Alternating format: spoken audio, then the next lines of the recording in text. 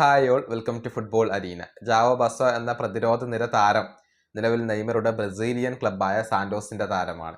എന്നാൽ ഇദ്ദേഹത്തെ കൊണ്ടുവന്ന കാര്യത്തിൽ ഒരു കടം ഇപ്പോഴും കിടപ്പുണ്ട്. 2.6 മില്യൺ യൂറോയാണ് താരത്തിന്റെ ട്രാൻസ്ഫറിൽ ഇപ്പോൾ സാന്റോസ് നൽകാനുള്ളത്. അത് വലിയ വിവാദമായിട്ടുണ്ട്. അന്താരാഷ്ട്ര കായിക കോടതിയിലേക്ക് ഇത് പോവുകയും ചെയ്തു എന്നുള്ളതാണ്. ഇപ്പോഴിതാ ആ വിഷയത്തിൽ സാന്റോസിന് ഒരു വിലക്ക് ഇപ്പോൾ ലഭിച്ചിട്ടുണ്ട്. അതായത് എത്രയും പെട്ടെന്ന് ഈ കടം തീർക്കണം എന്നാണ് അന്താരാഷ്ട്ര കായിക കോടതി സാന്റോസിനോട് പറഞ്ഞിട്ടുള്ളത്. 45 ദിവസമാണ് ഇതിനൊരു സമയമായി കൊണ്ട് അനുവദിച്ചിട്ടുള്ളത്. 45 ദിവസത്തിനുള്ളിൽ 2.6 മില്യൺ യൂറോ അടച്ചു തീർത്തിട്ടില്ലെങ്കിൽ സാന്റോസിന് വലിയ ഒരു വിലക്ക് നേരിടേണ്ടി വരും എന്നുള്ളതാണ്. അതായത് പുതിയ താരങ്ങളെ കൊണ്ടുവരാൻ പറ്റില്ല, പുതിയ താരങ്ങളെ രജിസ്റ്റർ ചെയ്യാൻ സാധിക്കില്ല. അത്തരത്തിലുള്ള ഒരു ബാനാണ് ഇപ്പോൾ സാന്റോസിനെ കാത്തിരിക്കുന്നത്.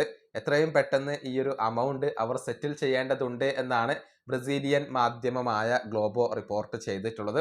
നമുക്കറിയാം, സാന്റോസിനകത്ത് സാമ്പത്തിക പ്രതിസന്ധി ഇപ്പോഴും രൂക്ഷമാണ്. അതായത് നെയ്മർ ജൂനിയർക്ക് തന്നെ ഒരു വലിയ സംഖ്യ ഇപ്പോൾ കടമായിക്കൊണ്ട് സാന്റോസ് നൽകാനുണ്ട്. എന്നാൽ നെയ്മർ ജൂനിയർ അതിനുവേണ്ടി കാത്തിരിക്കാൻ തയ്യാറാണ്. അങ്ങനെയാണ് നെയ്മറുടെ ഒരു കോൺട്രാക്റ്റ് പുതുക്കിയിട്ടുള്ളത്. പുതിയ താരങ്ങളെ കൊണ്ടുവരാനുള്ള ശ്രമങ്ങൾ സാന്റോസ് നല്ല രൂപത്തിൽ നടത്തുന്നുണ്ട്. പക്ഷേ സാമ്പത്തികമായ ഒരു പ്രതിസന്ധി തന്നെയാണ്, അതല്ലെങ്കിൽ ഒരു പരിമിതി തന്നെയാണ് സാന്റോസിന് എല്ലാ ബുദ്ധിമുട്ടുകളും സൃഷ്ടിക്കുന്നത്.